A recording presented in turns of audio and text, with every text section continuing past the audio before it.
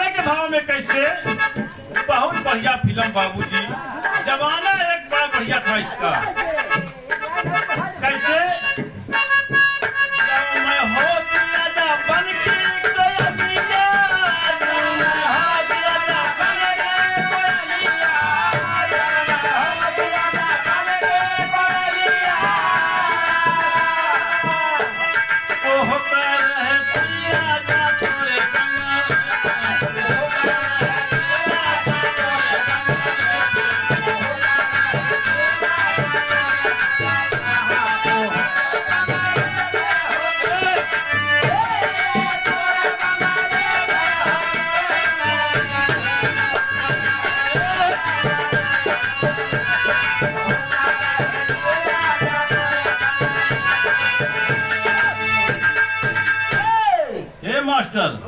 ऐसी बात नहीं बा। आज कवि जी बैठा है, कहा पूरा गनवा गाय दी। हल्के उधर यहाँ पे कवि जी बैठा है आज। जाओ मैं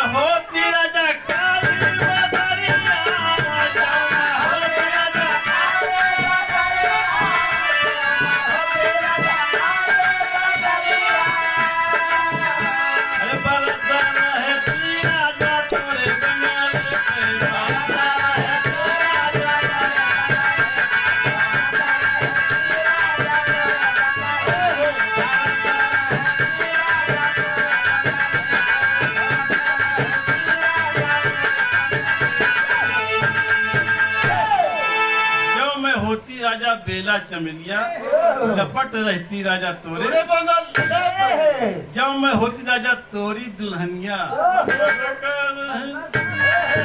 देखा, लेकिन यही रहा क्या मास्टर। लेकिन बाबूजी इसी भाव में आज नारद मुनि जी कहते हैं ब्रह्मा जी से, ये है पिताजी, हे ब्रह्मा जी, अरे जगता जना माता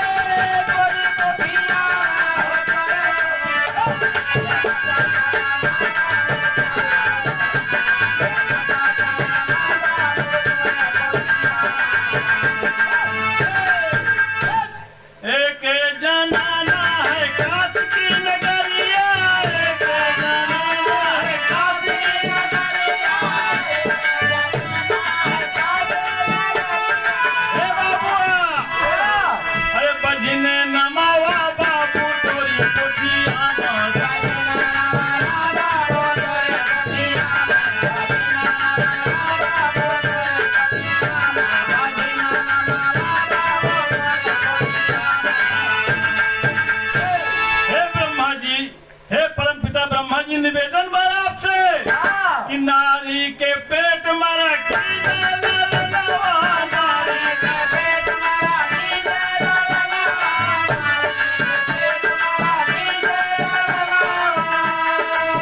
पिताजी, यहाँ एक मरे लड़का पैदा हुई जाए, मौका फायदा लोग उठावत है। मरे लड़का पैदा हुई जाए और जिनके नाम खत्म हो जाए, हम विरहा में भाव बताओ जी। पिताजी कहा है क्या बात है, जहाँ मरा लड़का पैदा हो जाए, परम पिता ब्रह्मा जी कृपा करें, नारी के पेट मारा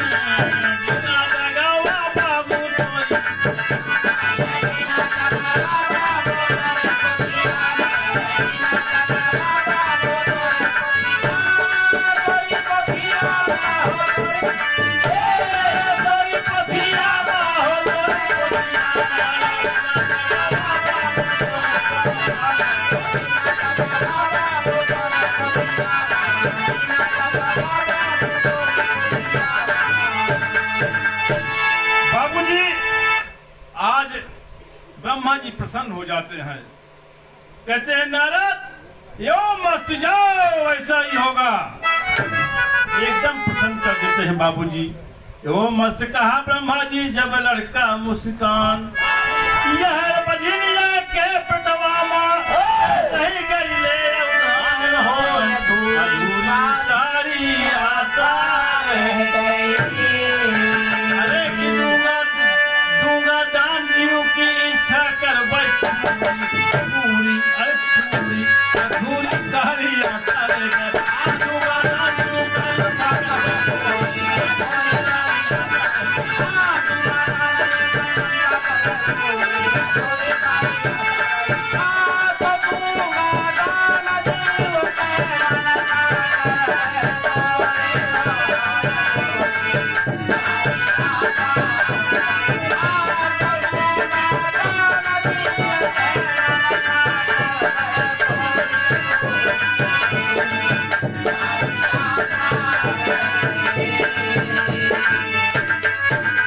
आगे कहना बा कैसे मास्टर?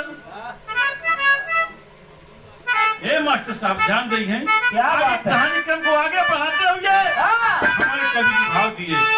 रतिया होला गरमिया ना डोलई पावाना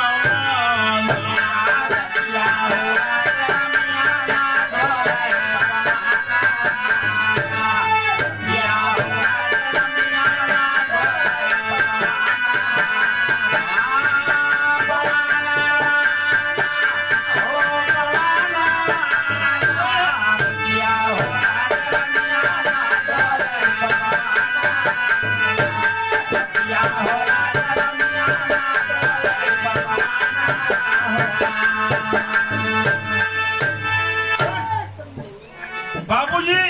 इसी भाव में हमारे कवि जी इशारा किए, कैसे? बन की धारे डगरिया ब्रह्मा के लाला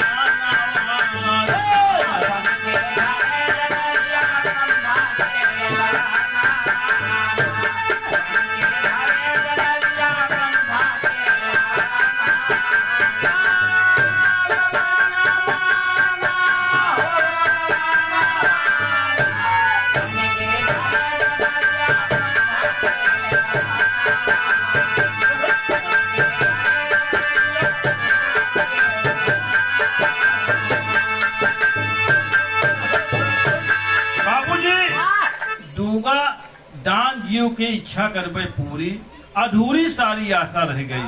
आज मुनि जी बाबूजी संकल्प कर लेते हैं कि हो न हो मैं बाजिन के कल्याण करके ही रहूंगा। जब आशीर्वाद पाएंगे पिता से कि जाओ ऐसा ही होगा, बाबूजी वो करते हैं क्या? इसी भाव में कहना बा कि बन की घरे डगरिया ब्रह्मा के लाला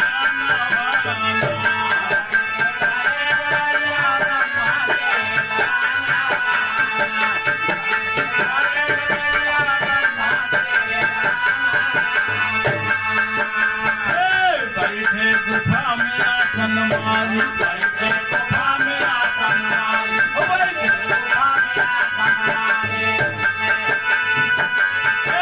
नारद तीन तपस्या भारी, नारद तीन तपस्या भारी, नारद तीन तपस्या भारी, हो नारद तीन तपस्या भारी। थोड़ा विराज विधाता, थोड़ा विराज विधाता विष्णु के विधाना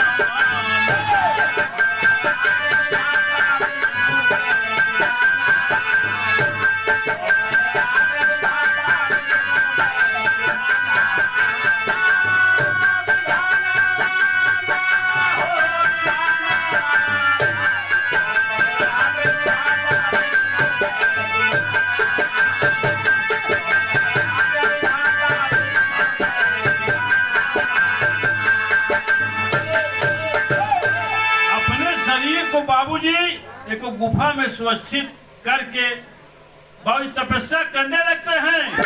लेकिन कैसे? नैया पर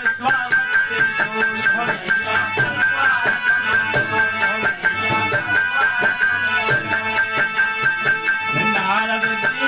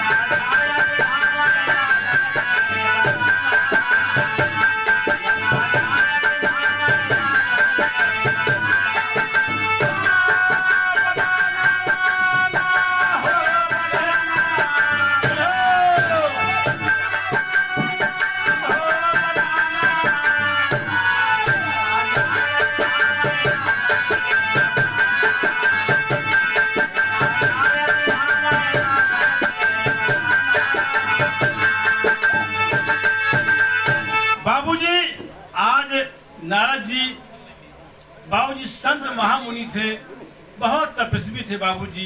आज अपने शरीर को एक गुफा में सुरक्षित रखकर अपने प्राण वायु को बाबूजी खींचकर ले जाकर बाबूजी भक्ति के जो बाजिन रही बाबूजी काशी के नगरिया में, वो के बाबूजी पेटवा में जो शरीर दिए थे ब्रह्मा जी उसी में पिन्हा देते हैं। जब पिन्हा देते हैं बाबूजी तो पेटवा में लड़कवा डोले लाग मास्टर, डोले लाग तो खुशी के मारे जनाबे नवा आवा का दिन 9 महीना बाबूजी के 9वां महीना लागेगा। तो हमारे कविवर जी केदारनाथ यादव जी संकेत करत है कि बेटवा सोहर दुई प्रकार के, क्या बात है, एक भय के एक बिना भय के। तो पहले बिना भय वाली सोहर, उसके बाद भय वाली सोहर। क्या बात ये हमें कवि का कमाल है। कैसे कि दर्द होला राजा मोरे धीरे धीरे कामरा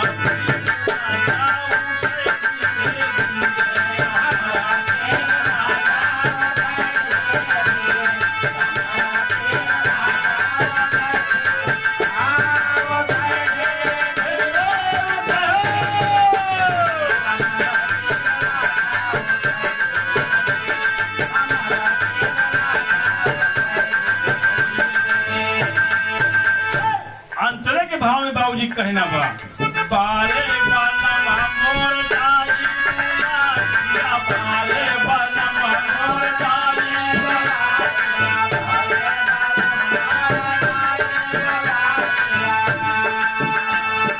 मास्टर साहब, मतलब ये जौन सोहर गावत है तो बिरहा हम सीखे, जब बिरहा सीखे जय प्रकाश सबसे पहले यही गाने के रिहर्सल करते रहे, सबसे पहली सोहर यही गावत रहे, गाय गाय सीखत रहे बिरहा। पारे वाला मोर दाई या पारे वाला मोर दाई,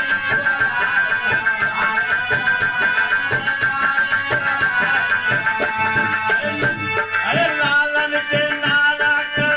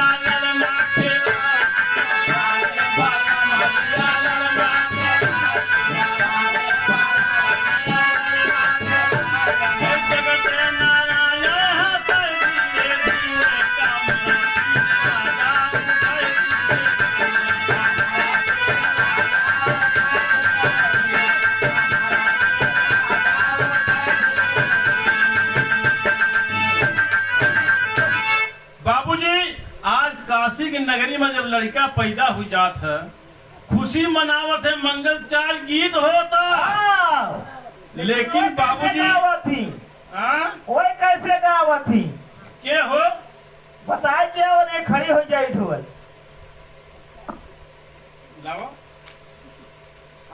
बाबूजी अगर बतावत है हमारे भैया कि एक और सोहर गाँव वाले आवत थी, न नर में हो न नारी में हो।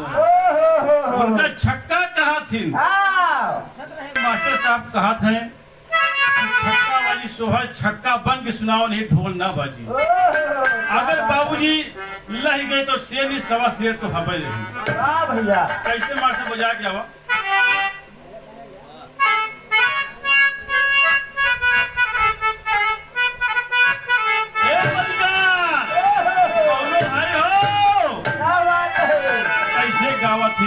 कि भूवर भूवर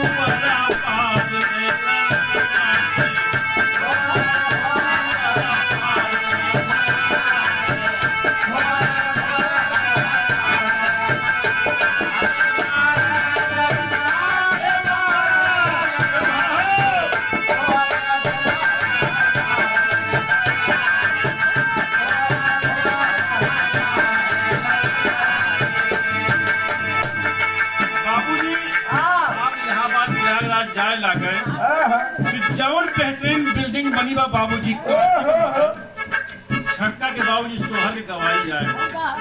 जहाँ जा दिन 5100 10,000 1000 2000 के नीचे बाबूजी बातें नहीं करते। कैसे करोड़ों से करती है बाबूजी, उनके कमाई गजब बा। कैसे कहा थी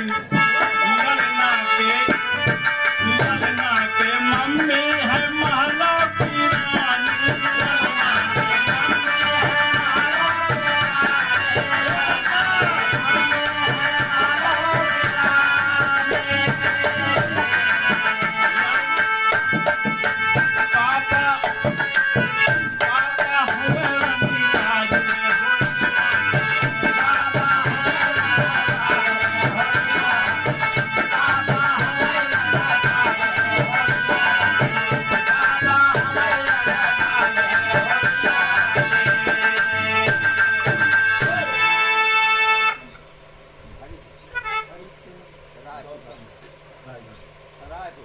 हमारे रायपुर सरगमी से बाबूजी पुनः 101 रुपया। आप हमारे राम मनोहर जी के समधी भी हैं। हरिश्चंद्र गौतम जी कार्यक्रम द्वारा बाबूजी ढेर सारा प्यार द्वारा 101 रुपया। चरणों में नमन प्रणाम बाबूजी, बार बार आशीर्वाद की कामना बा। हम सबके अपने कर्म में कामयाब रहे। एक बार प्रेम से बोले मृतक आत्मा की।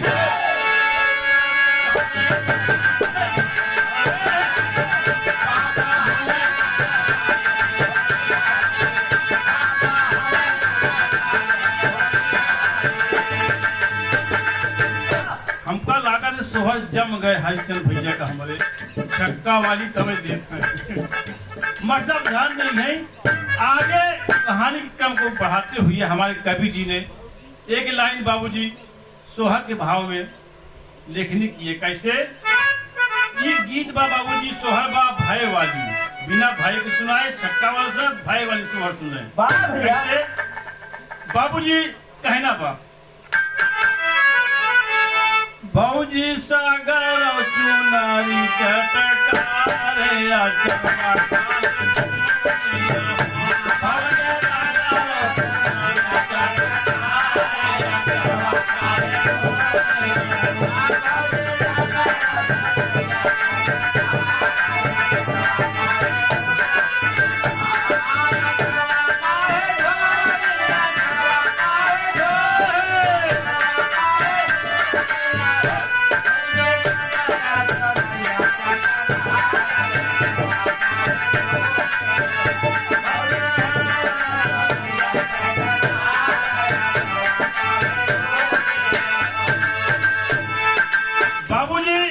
यहाँ तो मंगल गीत हो रही है क्योंकि स्वर्ग में बाबूजी माता रानी कमला, विष्णु भगवान और ब्रह्माणी सरस्वती माँ परेशान है। पूरा देव लोग परेशान है कि नारद जी कहाँ चले गए। दूसरे तीसरे बीड़ा बजाते हुए श्रीमन नारायण नारायण नारायण जगाते आते थे बाबूजी। नहीं होता तो एक दूसरे की चुने लड़ाई की लड़ावत तो नहीं। कहाँ चले गए नारद जी, परेशान है बाबूजी। आज आते हैं क्षीर सागर में ब्रह्मा जी के पास और कहते हैं ब्रह्मा जी विष्णु भगवान से कि हे स्वामिया स्वामी लाल नाराय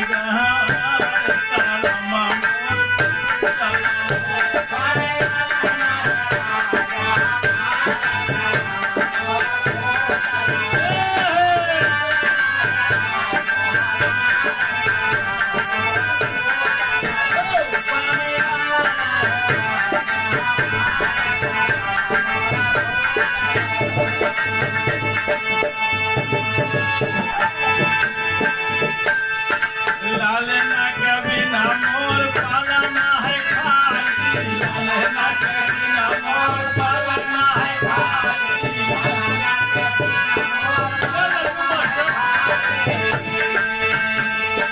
दाना पानी छोड़ मोरे घरवाली, दाना पानी छोड़ मोरे घरवाली, दाना पानी छोड़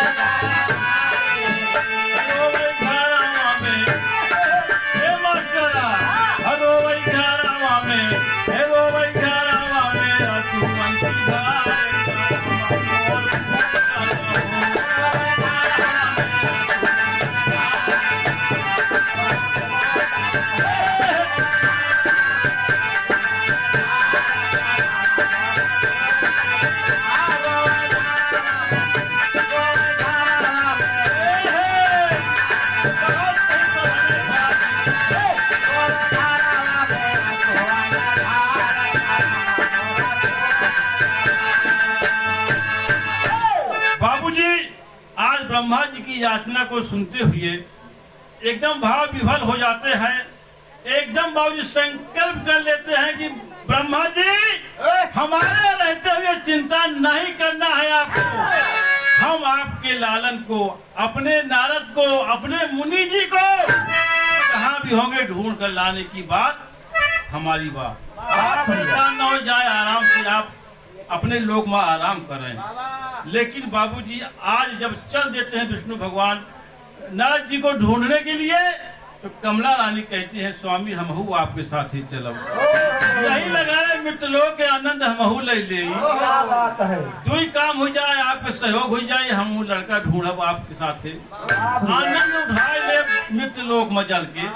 लेकिन बाबूजी आज विष्णु भगवान मना कर दे, तू जिन जा, तुहार जाप ठीक नहीं बा।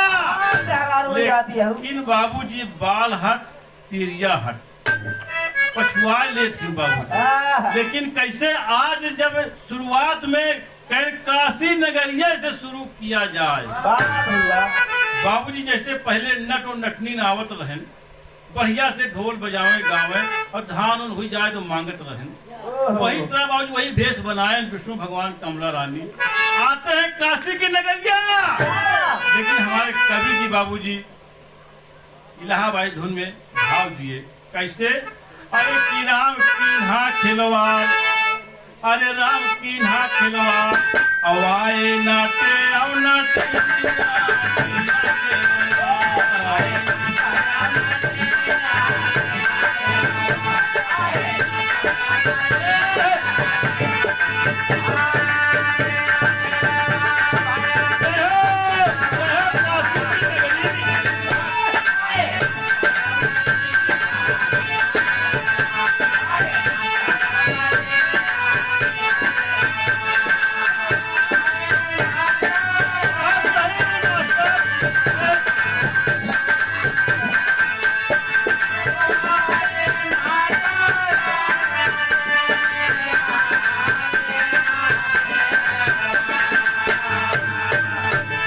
बाबूजी जब काशी की नगरी में प्रवेश करते हैं तो बाबूजी शुरुआत में गांव के लोग उनका घेर लेते, तमाम लोग इकट्ठा हो जाती बाबूजी। लेकिन कैसे, अरे खेला हुआ देखाई बारे पहले नगारिया,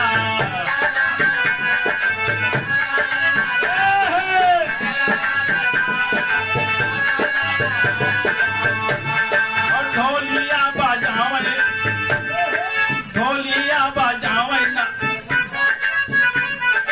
ढोलिया बजावे सुराइया धारिया,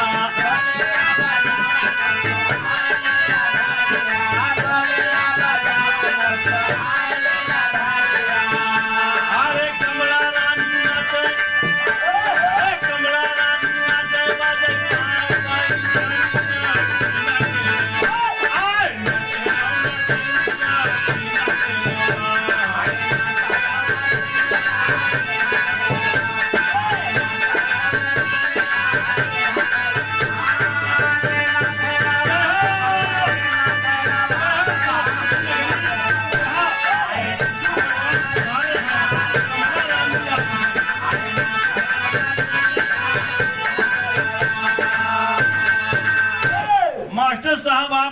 देखत हुई है कौनो अगर सर्कस दिखावे वाला आ जाए, कौनो बाबूजी ढोल बजावे नाचे वाला आ जाए, तो लड़का सबसे आगे, सज्ञान जहाँ सबसे पाछे बाबूजी। इसीलिए बाबूजी कहना बा कैसे, नारद का बरदानी लाल बैठा दे कई खेलवा,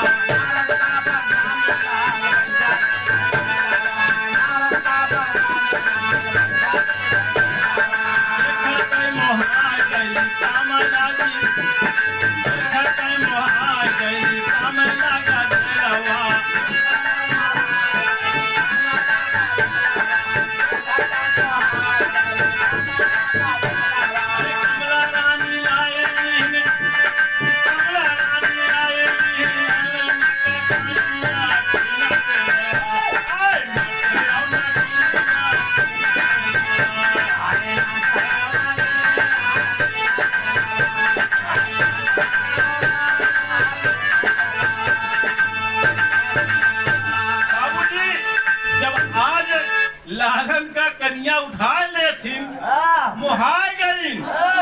नारद जी बाबू साक्षात विराजमान थे उस लड़के के रूप में, तेज लड़का बाबूजी, तेजस्वी चमकता हुआ सितारा जैसे।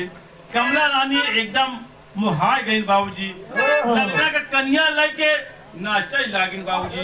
लेकिन होता क्या, कहना बा और लई भागे पराना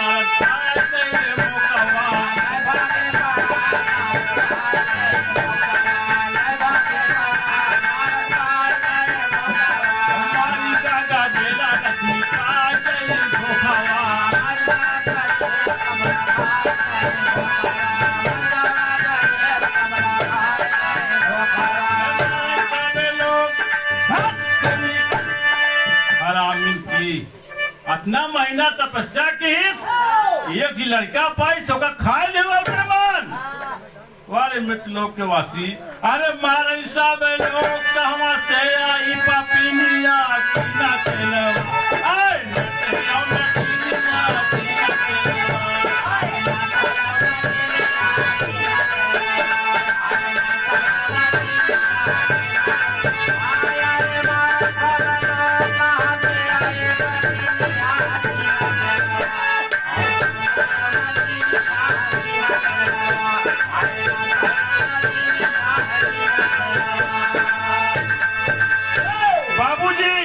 जहीन पहुंचे वही अपन हाथ सफाई करे, लड़का मार डालू, उल्टा कामनी नदी गाड़ी कहाँ से आयु। बाबूजी मित्र लोग के वासी बहुत मारन बाबूजी, मार मार के मारन की पोजीशन खराब कर देन। आउट आउट लेकिन कैसे मारते बाबूजी, ध्यान से यही पेड़ा माँ बांध मारे नारी मारे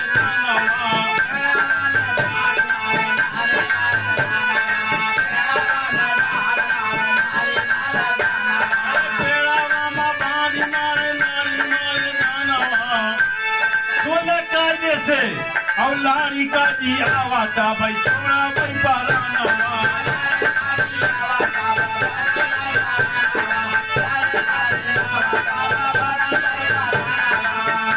अरे पिया के हाथ जोड़े रोए दुल्हनिया किना चलवा, आए नचेरा नचीनिया किना चलवा।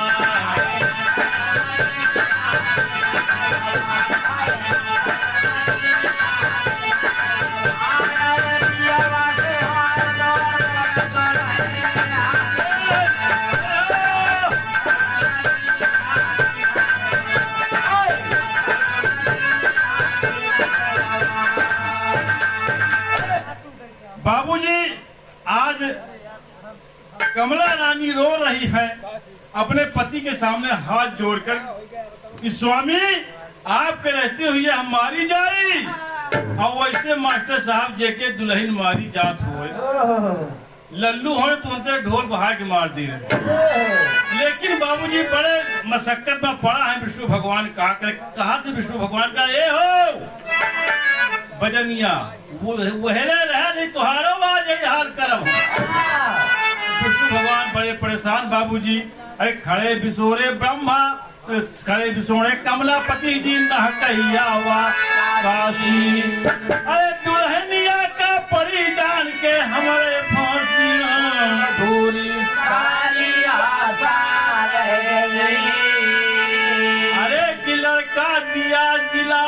पड़ी मजबूरी। बस बस बस लड़का दिया जिलाई गजब पड़ी मजबूरी।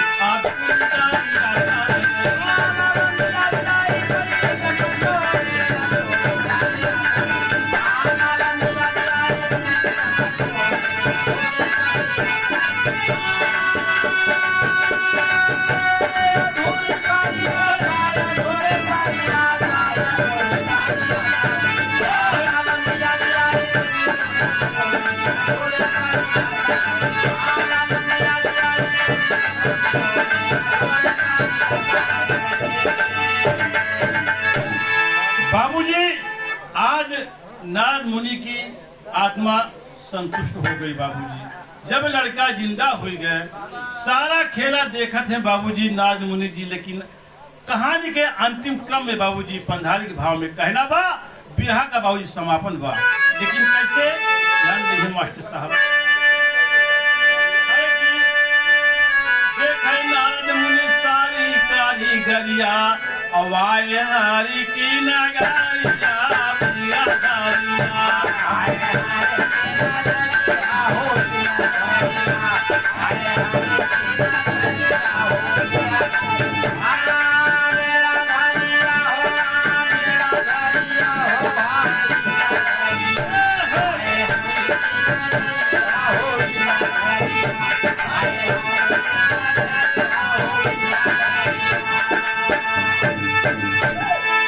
अनहोनी का होनी की ना होया पिता का झांसा। ब्रह्मा जी के लेख मिटा कर पलट दिया तू पासा फासा, हमका तू पूजा लिया पिया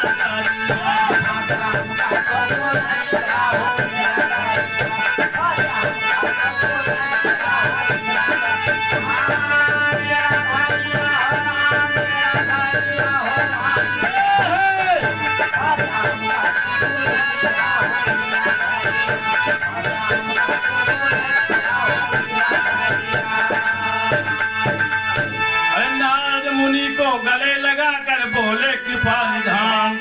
अरे अपने ही प्यारे भक्तों से हार गए भगवान राम। और चाला सुरपुर की नगरिया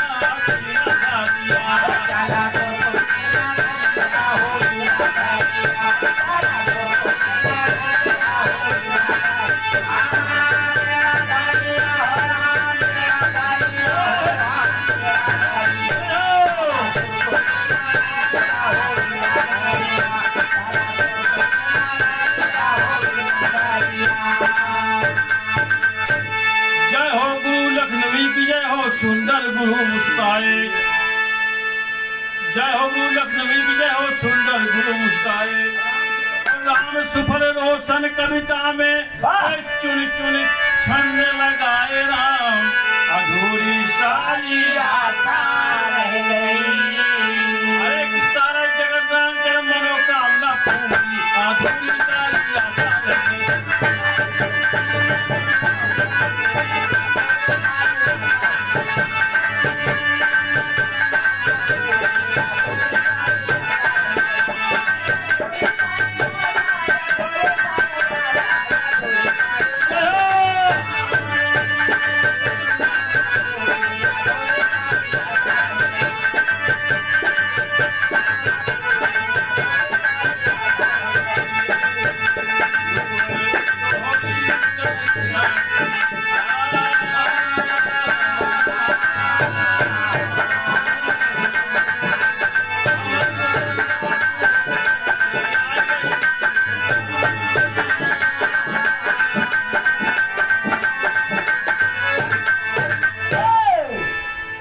मास्टर साहब